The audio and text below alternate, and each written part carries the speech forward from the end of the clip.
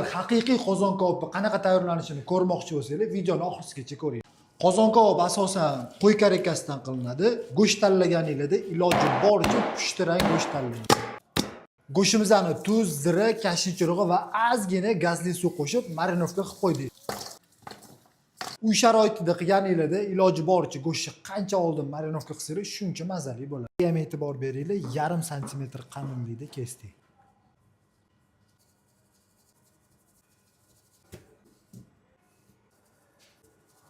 Bu qozon kabobda eng e'tiborli beradigan joyi go'sht taxlaganingizda yog'i erib, go'shtni qovurib qo'ymasa bo'ldi. O'rtasiga kartoshka qo'yib yubordim. Yog'i eriganda go'sht faqat bug'da pishadi. Dimlaganimizda kichkinalagan va ustidan tog'ora yopishimizning sababi par kuchliroq bo'lib, go'sht yumshoq pishishi uchun. O'rtacha olovda 1,5 soat dimlab qo'yamiz.